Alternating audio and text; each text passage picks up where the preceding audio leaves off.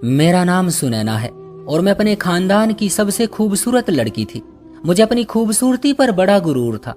मैं हमेशा से ही जहां जाती महफिल की रौनक बन जाती। लोग मेरे तन से नजर ना हटा पाते। मेरे लिए बहुत कम उम्र से ही रिश्ते आना शुरू हो गए थे। मुझे यकीन था कि मेरा पति मेरी खूबसूरती का दीवाना होगा और शादी के बाद भी मैं इसी तरह सबकी निगाहों का आइडियल बनी रहूंगी। लेकिन मेरी ये खुशफहमी उस वक्त गलतफहमी साबित हुई जब मैंने पहली दफा अपनी सास को देखा। वो अपने बेटे की पसंद पर मेरे लिए रिश्ता लेकर हमारे घर आई थी, लेकिन उनके चेहरे पर नजर पड़ते ही मैं सब कुछ भूल गई थी। राजेश ने तो मुझे बताया ही नहीं था कि उनकी माँ इस कदर खूबसूरत और जवान है। मुझे तो लगा था कि कोई 60-70 साल की औरत होगी जो अपने बेटे की ख्वाहिश पर हमारे दरवाजे तक आ गई होगी, लेकिन राजेश की माँ को देखकर तो लगता था जैसे सारी जवानी और खूबसूरती बस उन्हीं पर टूट कर बरसी हो। राजेश और मेरी मुलाकात कुछ वक्त पहले ही एक शादी में हुई थी और वहीं राजेश को मुझसे मोहब्बत हो गई थी। उन्होंने शादी का कहा तो मैंने भी कह दिया कि घर रिश्ता भेज दे, और उन्होंने अपनी माँ को भिजवा दिया था। राजेश की नौकरी शारजा में थी और उनका घराना भी काफी अच्छा था, इसलिए मेरे घर वालों को कोई ऐतराज ना हुआ और हमारी जल्दी शादी तय कर दी गई, क्योंकि राजेश बस महीने भर की छुट्टियों पर ही आए हुए थे। राजेश जैसे मोहब्बत करने वाले व्यक्ति के मिल जाने पर पहले तो मैं बहुत खुश हुई, लेकिन जैसे जैसे शादी की तैयारियां शुरू हुई तो मेरी सारी खुशी खाक में मिल गई, क्योंकि मुझे अंदाजा हो गया था कि हर महफिल मैं नहीं बल्कि मेरी सास लूट लेती है। शादी वाले दिन मैं दुल्हन बनकर स्टेज पर बैठी थी और मेरी सहेली आहिस्ता से मेरे कान में कह रही थी, यार सुनैना, दुल्हन तू बनी है लेकिन रूप तो तेरी सास पर चढ़ा हुआ है। हर किसी की नजरें उन पर ही जमी हुई है। लगता ही नहीं कि वो राजेश की माँ है। मैंने तो आज तक इतनी जवान और हसीन औरत नहीं देखी। नैना की बात सुनकर मेरा चेहरा गुस्से से लाल हो गया। मैंने नैना से कहा कि फजूल की बातें ना करो, मैं दुल्हन हूं और मेरी वैल्यू कम नहीं हो सकती। लेकिन दिल में ये बात मुझे भी अच्छी तरह महसूस हो चुकी थी कि मुझसे कहीं ज्यादा प्रोटोकॉल मेरी सास को मिल रहा था। वो जहां जाती लोगों की नजरें उनके पीछे पीछे होती, यहाँ तक कि फोटोग्राफर ने भी मुझसे ज्यादा उनकी ही तस्वीरें बनाई थी। और उसी दिन मेरे दिल में उनके लिए एक आग भड़क उठी थी। राजेश से क्योंकि सिर्फ कुछ दिनों के लिए यहाँ आए थे, इसलिए उन्होंने ये सारा वक्त मेरे साथ साथ अपनी माँ को भी बराबर से दिया था। हम जहाँ कहीं भी गए उन्होंने अपनी माँ को एक पल के लिए भी नहीं छोड़ा, बल्कि वो भी हमारे साथ साथ ही थे। राजेश की अपनी माँ से बहुत दोस्ती थी, बिल्कुल ऐसे जैसे वो दोनों एक ही उम्र के हों, और उन दोनों के बीच ऐसा रिश्ता मुझसे बर्दाश्त नहीं हो रहा था। राजेश कुछ दिन हमारे साथ गुजार कर वापस चले गए थे, लेकिन मुझे अपनी सास से जैसे कोई बैर हो गया था। उनका उठना बैठना पहनना ओढ़ना सब कुछ मेरी आंखों में चुभने लगा था, क्योंकि उन्होंने मेरी खूबसूरती को फीका कर दिया था। आखिर कोई औरत उम्र के इस हिस्से में आकर कैसे इतनी खूबसूरत नजर आ सकती है। ना उसके चेहरे पर कोई दाग धब्बा था और ना ही झुर्रियां। मेरा सारा गुरूर उनके आगे जमीन में धंस गया था, क्योंकि गुरूर करने के लिए कुछ बचा ही नहीं था। मैं जहां जाती मेरी सास मेरे साथ होती और उनके आगे किसी की नजर मुझ पर पड़ती ही नहीं थी। एक दिन यूं ही बातों बातों में मैंने उनकी उम्र पूछी तो उन्होंने मुस्कुराकर बताया कि वो 60 साल की है, और ये सुनकर मेरे होश उड़ गए। 6 महीने ऐसे ही गुजर गए थे। मेरे दिल में उनके लिए जलन की आग बुझ ना सकी थी, बल्कि हर गुजरते दिन के साथ बढ़ती ही चली गई थी। खास करके जब मेरे सामने कोई उनकी तारीफ कर देता तो मेरा पूरा तन राख बन जाता। मेरी छोटी बहन की शादी आई तो मैंने खूब तैयारियां की और 2 दिन पहले ही पार्लर जाकर हर तरह की सर्विस भी ली।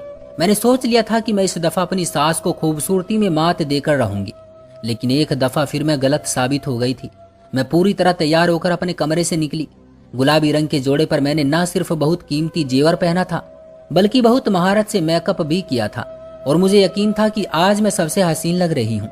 दिल ही दिल में अपनी तारीफ करते मैं अपनी सास को बुलाने के लिए उनके कमरे में पहुंची तो मेरी नजर अपनी सास के वजूद पर जम गई। मुझे उनसे हरगिज भी ऐसी उम्मीद नहीं थी। उम्र के इस हिस्से में मेरी सास ने दुल्हनों की तरह सुर्ख लाल जोड़ा पहन रखा था, और तैयारी तो ऐसी थी जैसे अभी अभी जवान हुई हो। वो एक दफा फिर मेरे आगे गजब ढा रही थी, और ऐसा लग ही नहीं रहा था जैसे वो 60 साल की कोई बुढ़िया हो। पता नहीं मेरी सास उम्र के इस हिस्से में कैसे इतनी ज्यादा जवान और हसीन नजर आती थी, जबकि मैं तो शादी के कुछ महीनों बाद ही पूरी तरह ढल गई थी। आंखों के नीचे स्याह काले घेरे और चेहरे पर दाने निकल आए थे। मेरी रंगत भी झुलसकर खत्म होती जा रही थी। शायद ये सब इसी जलन और गुस्से का नतीजा था जो मेरे दिल में पनप रहा था, लेकिन मैं अपनी सास को देखती तो हैरान रह जाती। औरत होकर भी उनकी खूबसूरती से नजरें नहीं चुरा पाती थी, और इसी बात ने मुझे उससे जलने पर मजबूर कर दिया था। मैंने ना चाहते हुए भी जलन की वजह से उनसे कह दिया कि माँ जी, कम से कम हल्के रंगों के जोड़े तो पहना करें, इस उम्र में सुर्ख रंग का जोड़ा पहनना कुछ सही नहीं लगता, और वो भी ऐसे में जबकि आप एक विधवा औरत है। मेरी बात सुनते ही मेरी सास को पतंगे लग गए और वो कहने लगी, मुझे देखकर कहीं से लगता है कि मैं तुम्हारी सास हूँ। तुमसे ज्यादा खूबसूरत और जवान नजर आती हूँ। मेरी सास ने खूबसूरत मोतियों की माला अपने गले में डाली और एक इतराती निगाह मुझ पर डाली। अपनी 6 इंच की हील पटक पटक करती घर से निकल गई। मजबूरन मुझे भी उनके पीछे कदम उठाना पड़ा, क्योंकि वो गाड़ी में भी बैठ चुकी थी।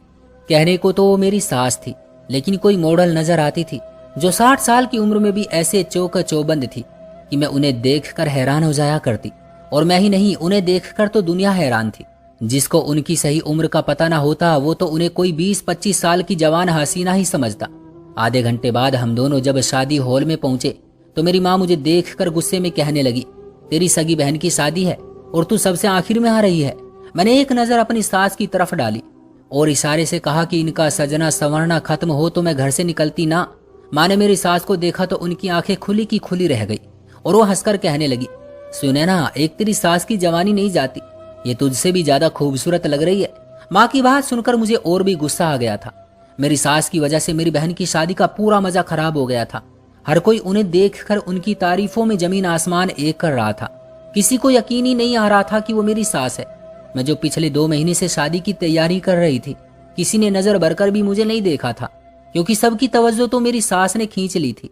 और फिर शादी के फंक्शन के आखिर में मेरी सास ने बहुत ही अजीब सी हरकत की। वो मेरी बहन के देवर के साथ ऐसी बातों में खोई थी जैसे वो दोनों हम उम्र हो। कुछ देर तक मैं उन दोनों की हंसी मजाक को देखती रही, और जब बात मेरी बर्दाश्त से बाहर निकली तो मैं उनके करीब गई और मैंने फौरन माजी कहकर अपनी सास को अपनी तरफ किया। मेरी सास के चेहरे के हाव भाव एकदम ही बदल गए थे। उन्हें मेरा इस मौके पर दखल अंदाजी करना बहुत बुरा लगा था। मेरी बहन के देवर ने हैरत से मुझे चौंक कर देखा और पूछने लगा कि क्या ये आपकी सास है। मैंने फौरन कहा, हाँ ये मेरी सास है। तो वो कुछ झिझक सा गया। मैंने फौरन अपनी सास से कहा, माँ जी बहुत देर हो रही है, विदाई का वक्त हो गया है, अब आप भी स्टेज के पास चलें। वो मेरे पीछे पीछे चलते हुए गुस्से में कहने लगी कि तुम्हें जरा भी तमीज नहीं है, जब 2 लोग बात कर रहे होते हैं तो इस तरह बीच में दखल अंदाजी नहीं करते। और क्या जरूरत है हर किसी को चीख चीख कर बताने की कि मैं तुम्हारी सास हूँ। उम्र में तो तुम ही मुझसे कहीं ज्यादा बड़ी लगती हो। अपनी सास की बात सुनकर मुझे शायद गुस्सा आ गया था। न जाने वो ऐसा क्या खाती थी जो वाकई उम्र में मुझसे छोटी नजर आती थी। मैंने सोच लिया था कि मैं उनका सच जानकर रहूंगी, क्योंकि उम्र के इस हिस्से में अगर वो इतनी जवान और खूबसूरत थी तो उसके पीछे कोई ना कोई बात तो जरूर थी। बहन को विदा करके मैं घर लौटी तो मेरे दिल में अंगारे जल रहे थे। मेरा पति परदेश बैठा था, यहाँ मेरे साथ सिर्फ मेरी सास रहती थी। भले ही मेरी जिंदगी बहुत खूबसूरत और हसीन थी, लेकिन जिस तरह हर मौके पर मेरी सास मुझसे पहले तारीफें बटोर लेती, ये बात मुझसे बर्दाश्त नहीं होती थी। हर कीमती से कीमती जोड़ा और जेवर उनके पास मौजूद था, और सबसे बढ़कर ये कि वो जहां खड़ी होती जवान लड़कों की निगाहों का आइडियल बन जाती। आज भी पूरे फंक्शन में सबने मुझे छोड़कर उनकी ही तारीफें की थी, और खानदान के सारे लड़के भी उन्हें इस तरह देख रहे थे जैसे वो कोई जवान लड़की हो। मेरे पति राजेश का फोन आया तो मैंने जले भुने अंदाज में यही बात उनसे भी कह डाली कि अपनी माँ से कहें अपने बनाव सिंगार में कुछ कमी करे। उम्र के इस हिस्से में जिस तरह वो घर से निकलती है, मैं शर्म से पानी पानी हो जाती हूँ। मेरी बात सुनकर राजेश कहने लगे कि हाँ, माँ ने मुझे अपनी तस्वीरें व्हाट्सएप की थी, वो तो बहुत खूबसूरत और जवान लग रही थी, मगर उसमें क्या बुराई है। अगर वो अच्छी दिखना चाहती है तो ये उनका हक है, तुम्हें भला उनसे क्या मसला हो सकता है। मैंने तुम्हें भी तो इतनी बड़ी रकम भेजी थी ना, तुम भी अच्छे से तैयारी कर लेती। राजेश के अंदाज ने मुझे और ज्यादा आग लगा दी थी। मैंने उनसे बिना आगे बात किए ही फोन काट दिया था। मुझे वो सच जानना था जिसकी वजह से मेरी सास इतनी खूबसूरत और जवान नजर आती थी, और यही सच जानने के लिए मैंने मेहनत शुरू कर दी। अगले दिन मेरी सास रोजाना की तरह जरूरी काम का कहकर घर से निकली तो मैंने पीछे से उनके कमरे की तलाशी लेना शुरू कर दी। मुझे लग रहा था कि वो कोई ना कोई ऐसी क्रीम या दवाई इस्तेमाल करती है जिसकी वजह से उनका चेहरा इतना निखरा हुआ है, लेकिन काफी देर की तलाशी के बाद मुझे ऐसी कोई चीज तो नजर ना आई। अलबत्ता एक फाइल जरूर मिली जिसके ऊपर सुनंदा लिखा हुआ था, और वो किसी अस्पताल की फाइल थी। उसके ऊपर लिखी गई तारीख सिर्फ 5 साल पुरानी थी। मेरी सास को 5 साल पहले ऐसा क्या हुआ था जिसके लिए उन्हें न सिर्फ अस्पताल जाना पड़ा था, बल्कि इतनी मोटी फाइल भी बन गई थी। और जैसे ही मैंने वो फाइल खोलकर देखी तो सब कुछ मेरी आंखों के सामने खुलकर जाहिर हो गया। मेरी सास ने प्लास्टिक सर्जरी करवाई थी, और उस सर्जरी ने उनके चेहरे को पूरी तरह बदल दिया था। वो पहले से ही कहीं ज्यादा खूबसूरत और जवान हो गई थी। और भी उन्होंने बहुत से ट्रीटमेंट लिए हुए थे, जिसकी वजह से उनका शरीर भी जवान लड़कियों जैसा हो गया था। और फिर उनकी अलमारी में मुझे कुछ पैसों की रसीदें भी मिल गई जो उन्होंने जिम में जमा करवाई थी। अब मुझे समझ आ रहा था कि वो रोजाना जरूरी काम का कहकर जिम जाती थी और इसीलिए इतनी ज्यादा चौक व चौबंद थी। मेरी सास की जवानी का राज पूरी तरह मेरे हाथ आ गया था और मैं ये बात अच्छी तरह जानती थी कि ये सारी जवानी और खूबसूरती सर्जरी का नतीजा है, वरना मेरी सास भी एक 60 साल की बुढ़िया ही नजर आती। लेकिन मेरी सास को लाखों रुपये खर्च करके सर्जरी करवाने की क्या जरूरत पेश आ गई थी, ये बात मुझे समझ नहीं आई थी। मेरा पति कितने ही सालों से परदेश काट रहा था और मेरी सास यहाँ अपनी अय्याशियों में पैसे लुटा रही थी। इस सोच के आते ही मेरा दिल जल गया और उस आग को कुछ ही वक्त में हवा भी मिल गई। जब मैंने खुद अपनी सास को एक जवान लड़के के साथ घर लौटते हुए देखा, मैं खिड़की में खड़ी बाहर देख रही थी। एक खूबसूरत लड़का उन्हें घर के दरवाजे पर छोड़कर गया था। अंदर आई तो मैंने उनसे पूछ लिया कि आप किसके साथ आई हैं? तो वो कहने लगी, तुम मेरी बहू हो और बहू ही रहो, ज्यादा चौकीदार बनने की जरूरत नहीं है, वरना अपने बेटे से कहकर तुम्हें तुम्हारे मायके भिजवा दूंगी। वो हमेशा मुझे यही धमकी देकर खामोश करवा दिया करती थी, क्योंकि मैं एक गरीब घराने से शादी होकर आई थी और उनका बेटा बहुत पैसे वाला था। उनका अपने बेटे पर बहुत ज्यादा जोर भी था, क्योंकि उन्होंने विधवापन में अकेले अपने बेटे को पाल पोस कर इतना बड़ा किया था। लेकिन मैं खामोश रहने वाली नहीं थी, क्योंकि हमारी इज्जत को दाग लग रहा था और ये दाग किसी और की वजह से नहीं बल्कि मेरी सास की वजह से ही लग रहा था। इसलिए मैंने राजेश से साफ साफ शब्दों में कह दिया कि आपकी माँ को जवान नजर आने का बहुत शौक है और इसीलिए उन्होंने प्लास्टिक सर्जरी करवाई हुई है। मेरी बात सुनकर राजेश चौंक गए और कहने लगे, क्यों फालतू की बातें करती हो? मेरी माँ की खूबसूरती कुदरती है, उन्हें सर्जरी की क्या जरूरत है? तुम उनसे जलना बंद कर दो तो सारे मसले खुद ही हल हो जाएंगे। राजेश की बात पर तो मैं हैरान ही रह गई। वो कैसे बेटे थे जिन्हें अपनी माँ के बारे में कुछ भी नहीं पता था? मैंने राजेश से कहा कि मैं सच कह रही हूँ, लेकिन राजेश ने मेरी बात का यकीन करने की बजाय फोन ही काट दिया। उस दिन के बाद से मैंने अपनी सास की जासूसी शुरू कर दी। जब भी वो घर से बाहर निकलती तो मैं उनकी वापसी का इंतजार करने लगती और रोजाना वापसी पर उन्हें एक जवान लड़का छोड़ने के लिए घर आया करता था। कभी कभी तो मैं हैरान होती कि बेटा और बहू रखने के बावजूद भी वो ऐसी घटिया हरकतें कर रही है, जबकि हमारे घर में किसी चीज की कोई कमी नहीं थी। राजेश को अपनी माँ पर किस कदर भरोसा था और वो राजेश के पीछे ऐसी हरकतें कैसे कर सकती थी? और फिर एक रात मुझ पर बिजली ही आ गिरी। जब रात के अंधेरे में मैं ठंडे पानी के लिए कमरे से बाहर निकली। दरअसल मेरे कमरे का फ्रिज खराब था, इसलिए मैंने सोचा कि लॉन्च से ठंडा पानी पी लेती हूँ। लेकिन सास के कमरे से आती आवाजों ने मुझे चौंका दिया था। हमारे घर में तो मेरी सास और मेरे अलावा कोई नहीं था, लेकिन रात के इस पहर मेरी सास के कमरे से किसी लड़के की आवाज आ रही थी। मैं दबे पांव अपनी सास के कमरे के दरवाजे पर पहुंची तो मेरे होश उड़ गए, क्योंकि मेरी सास एक गैर लड़के के साथ अपने कमरे में मौजूद थी और न जाने वो दोनों किस तरह की बातों में बिजी थे। उन्हें दुनिया का होश ही नहीं था। मैंने कान लगाकर उनकी बातें सुनने की कोशिश की तो मेरी सास के शब्दों ने मेरे कदमों तले से जमीन खींच ली। वो कह रही थी कि राजेश को इस बारे में कुछ नहीं पता और ना ही मैं चाहती हूँ कि उसे कभी हमारी मुलाकातों के बारे में कुछ भी पता चले। सुनैना लाख कोशिश भी कर ले तो वो राजेश को कभी मेरे खिलाफ खड़ा नहीं कर सकती। राजेश मेरी बहुत इज्जत करता है और उसके लिए मैं ही सब कुछ हूँ। उस लड़के ने मेरी सास के हाथ पकड़े और उन्हें चूम लिया और कहने लगा, मैं आपसे बहुत मोहब्बत करता हूँ और मैं चाहता हूँ कि आप अपनी बाकी जिंदगी मेरे साथ गुजारें। लेकिन अगर आप राजेश को और अपनी बहू को नहीं छोड़ना चाहती हैं तो मैं आपके जज्बात की कदर करता हूँ, मगर मुझसे इसी तरह मिलती रहना। लड़का तो जज्बात में बहकर न जाने क्या कुछ कह रहा था, लेकिन मेरे लिए अपने पैरों पर खड़ा रहना मुश्किल हो गया था। मैंने बड़ी मुश्किल से अपनी सास के कमरे से अपने कमरे तक का फैसला तय किया था और चकराकर बिस्तर पर बैठ गई। मैं सोच भी नहीं सकती थी कि मेरी सास इसलिए जवान और खूबसूरत नजर आना चाहती थी क्योंकि उन्हें इस तरह गैर लड़कों के साथ रिश्ते बनाने थे। वो लड़का कोई 16-17 साल की उम्र का था और मेरी सास उसको इस्तेमाल कर रही थी। मैंने सोचा कि मैं अपनी सास की सच्चाई किसी भी हाल में सबके सामने लाकर रहूंगा। मुझे ख्याल आया कि सबसे पहले मुझे राजेश को फोन करके सब कुछ बता देना चाहिए, लेकिन फिर साथ ही ये ख्याल भी आया कि कुछ देर पहले मेरी सास ने जो बात कही थी वो बिल्कुल ठीक है। राजेश कभी मेरी बात पर यकीन नहीं करेंगे।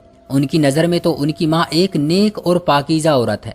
बहुत सोचने समझने के बाद अपनी सास का राज खोलने के लिए मैंने एक नया तरीका ढूंढा और राजेश को फोन मिलाकर उनसे कह दिया कि माँ जी की तबीयत बहुत खराब है। डॉक्टर ने उनके बहुत सारे टेस्ट करवाए हैं और उन्हें कुछ भी हो सकता है, लेकिन माँ जी नहीं चाहती कि मैं ये खबर आपको दूं।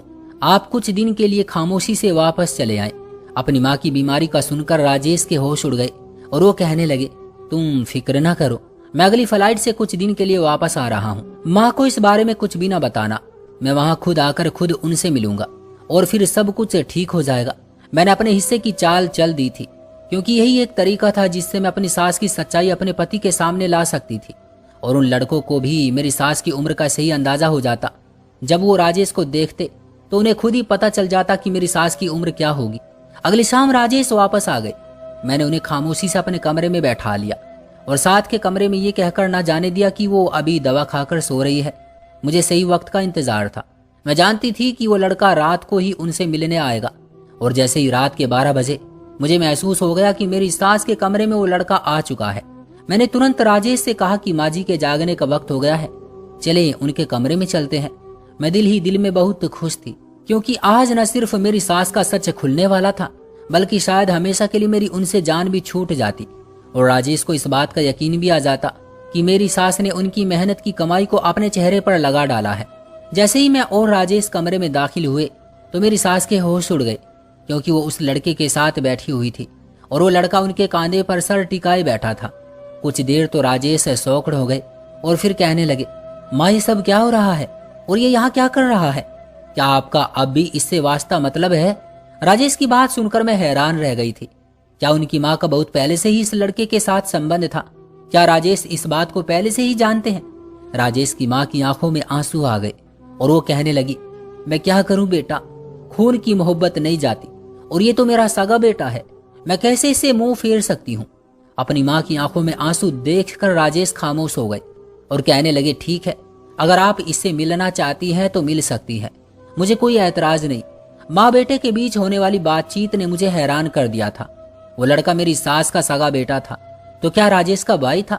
जब राजेश ने मेरे चेहरे पर हैरत के हाव भाव देखे तो कहने लगे कि मेरी माँ दरअसल मेरी सगी माँ नहीं है, बल्कि मेरी सौतेली माँ है। मेरे बाबा ने मरने से कुछ दिन पहले ही इनसे दूसरी शादी की थी, क्योंकि बाबा की पहली पत्नी यानी मेरी सगी माँ किसी बीमारी के चलते ये दुनिया छोड़ गई थी और इनके यानी मेरी सौतेली माँ के पति ने इन्हें तलाक दे दी थी। ये बेटा इनके पहले पति से है, लेकिन हमने तुमसे ये बात इसलिए छुपाई क्योंकि हमारी शादी से कुछ दिन पहले ही ये एक लड़की के साथ पकड़ा गया था, जिसके चलते हमें बड़ी बदनामी महसूस हुई थी और मैंने इसे घर से निकाल दिया था। मगर फिर बाद में इसे अपनी गलती का एहसास हुआ तो इसने मुझसे और माँ से माफी मांगी।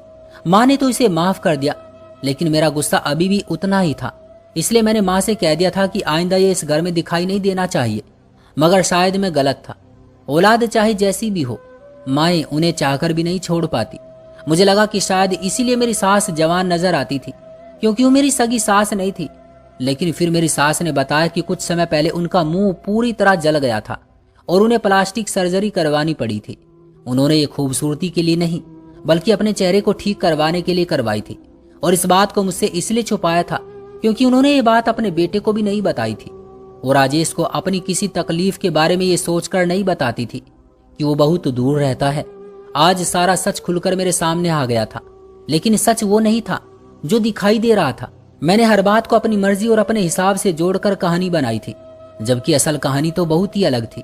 राजेश की सौतेली माँ राजेश के जज्बात का इस कदर ख्याल रखती थी और एक मैं थी जो हर छोटी से छोटी बात पर फोन करके उनसे झगड़ा शुरू कर देती थी। मुझे एहसास हो गया था कि जिनसे मोहब्बत होती है उन्हें सिर्फ सुकून और खुशी दी जाती है, और मैं भी अपनी सास के साथ एक अच्छा रिश्ता बनाकर अपने पति को सुकून दे सकती थी। मैंने राजेश से वादा कर लिया था कि आज के बाद मैं कभी उनकी माँ की कोई शिकायत नहीं करूंगी और ना ही उनकी खूबसूरती से जलन का शिकार होंगी, क्योंकि ये बेचारी तो पूरी तरह जलने के बाद सर्जरी करवाने पर मजबूर हुई थी। दोस्तों, ये थी हमारी आज की कहानी। उम्मीद करते हैं कि आपको पसंद आई होगी। आपका क्या कहना है इस कहानी के बारे में कमेंट बॉक्स में हमें जरूर बताइएगा। वीडियो को लाइक कर दीजिए और चैनल को सब्सक्राइब कर लीजिएगा। मिलते हैं अगली वीडियो में, तब तक के लिए धन्यवाद।